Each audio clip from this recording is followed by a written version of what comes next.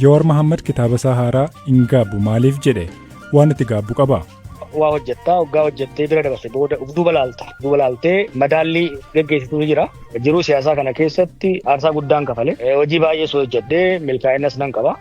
Xiinxalaan siyaasaa fi rogeessi beekamaa Jawaar Mohaammed kitaaba haaraa mata duree hin gaabbu jedhu maxxansiisee torban dhufu magaalaa guddoo Keeniyaa Naayiroobiitti eebbisiisuudhaaf akka jiru gaaffiif deebii addatti BBC wajjiniin taasise irratti hime. Kitaabni Jawaar mana hidhaa taa'uudhaan barreesse kun yaadannoo jireenya isaa dhaloota hanga jijjiiramaatti jiru kan of keessatti qabatu akka ta'e himeera.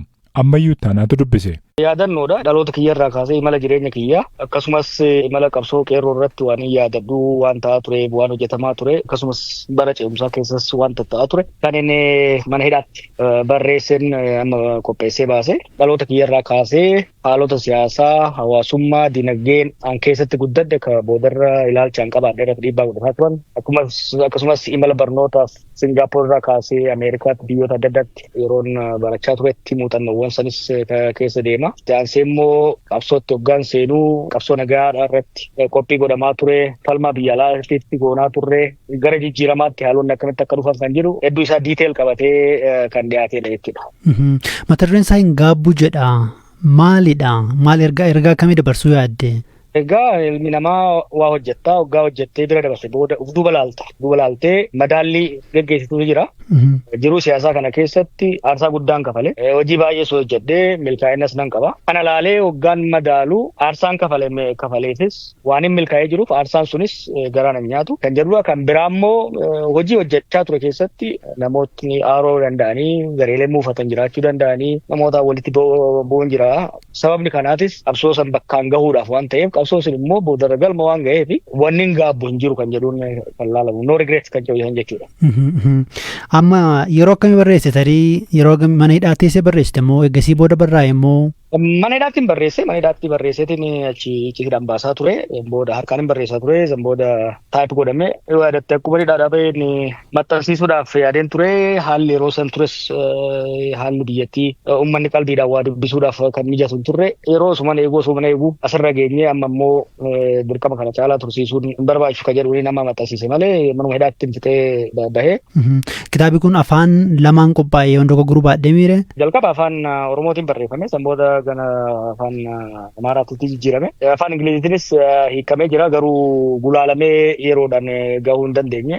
Yeroo amma tokko booda kan afaan Ingiliziis ni ba'a garuu amma kan afaan Amaaraatii fi kan afaan Oromoo lamaanuu qophaa'ee jira. Kitaaba uummata barreessite keessatti wanti addatti namni eegu yookiin immoo kana dura hin dubbanne namni yookiin immoo waan haaraa kan duratti ifan goone uummati argachuu danda'a?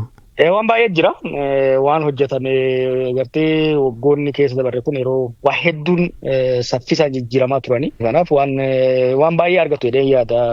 Bakka nufi jirurra ilaalcha kiyyarraa waan inni yeroo san yaadadhurraa waan hin barreessee fi waan hedduu argatu jedheeti yaada. Tarii haala siyaasa Itoophiyaa keessa jiru irratti waan furmaata keeku waan keessa dabarte waa'ee isaas hin tuqaa? Kitaabni mana hidhaatti hin barreesse. Actually kitaaba lama kutaa lamatti hin barreesse. Waa'ee hanga ammaa keessa dabreeti. Gara fuulduraatti uummanni keenya biyyi keenya maaliif hojjetame rakkoolee hagammaa mudataa turan keessaa bahuu danda'a kan jedhu sanis barreessee garuu walirratti kitaabni kun amma gara fuula 500tti dhiyaata kan amma bahe kun faaniin yoo walirratti dabalame gara 1000 waan ta'uuf bakka lamatti baafne kana amma baasee kan itti aanu immoo bara dhufu bahuu qaba kan jee kan hin hambisee jira. Amma torban dhufu keessa Naayiroobii keessa akka eebbisiistuudha kanatti ifa goote tarii Itoophiyaa keessa eebbisiisuudhaaf yaanne moo haalatu jenne? Yaanne turree haalli mijachuu hin dandeenye. Akkuma agartu haalli biyya rakkisaadha. Kitaaba eebbisuudhaaf dhiisi. Namni hafuuruma baafachuuf haala ulfaataa jira. Kanaaf asitti eebbisuun filatame. Actually inni dura gara biyya Awurooppaatti eebbisuudhaaf yaadee ture. Garuu hawaasni asii kun asitti eebbisuu qabna jedhanii nagaafannaan hin tole jee asirraa eegalee sammuu Jarmanii biyyoota UK gara Ameerikaatti deemee kan eebbifamu ta'a. Kitaaba kun tarii amma haala Itoophiyaan keessa jirtuun gaafa laallennu amma maaliif eebbisiisuu barbaadde? Addatti akka nama siyaasaatti wanti yaaddee wanti akeekte jira? Haalli siyaasaa Itoophiyaan fooyya'aa jee yaadaan ture. Akkuma yaadatte gaanii dhaabahuun akka duritti barreessuus dubbachuus dhiisee hojii baay'ee lafuma jala hojjechaa ture. Qondaalonni biyya sanii garuu homaa wanti jijjiirames hin jiru. Kanaaf kana caalaa eeguun homaa wanti fooyyaan guddaan argamuu waan hin dandeenyeef baafnee hamma tokko uummanni akka irratti dubbatuuf hojii gara fuulduraa hojjechuudhaaf karoorfanneefis uummata wajjinis mari'achuudhaaf diskoors uummata keessatti akka uumamuuf yaadudha. Kanaaf amma kitaaba kanarraa uummati yaada akkamii naa kenna jettee yaadda yookiin immoo riyaakshinii akkamii eegda uummatarraa?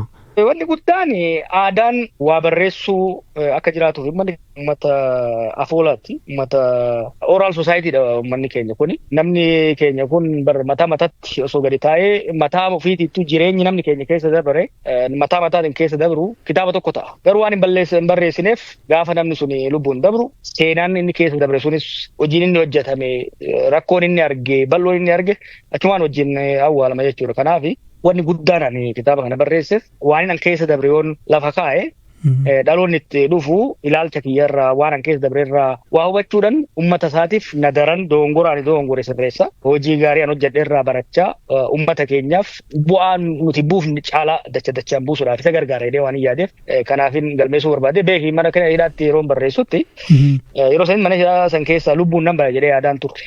Kanaaf wanni ani keessa dabree na wajjin awwaalamuun qabu yaada jedhuun barreessee baasaa ture.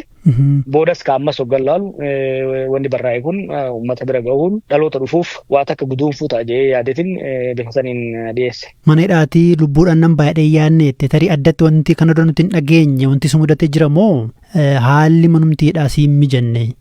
Waan baay'ee jira kitaaba keessatti agarta. Gaafuma qabamne irraa kaasee gaafuma qabne sanuu lubbuudhaan qabamne mana hidhaa seenuun raajii waaqaati. San boodas mana hidhaattis waa hedduu ture kana hunda keessa dabree lubbuun ba'uun kiyya anaa hunda ajaa'iba. Garuu yeroo mana hidhaa ture sanitti wantoonni dhaga'amu wantoonni an argu wantoonni odeeffannoon nagaan irraa ka'ee lubbuun achi keessaa bahee seenaa kana himuu nan danda'ee waan hin yaadneef barreessee kan biraa immoo manni hidhaa yeroo sii kenna akkuma beektu yeroo tasgabbooftee barreessuudhaaf qabda hojii biraas hin qabdu. Barreessuuf dubbisuun alatti kanaaf saniifis na gargaare akka inni guddaan garuu mana hidhaa san keessatti yoon mana hidhaa san keessaa lubbuun ba'uu baadhe manni keenya waan tokko waan an keessa dabre akka beekuu fi dhaloonni dhufus akka waan tokko irraa hubatuuf.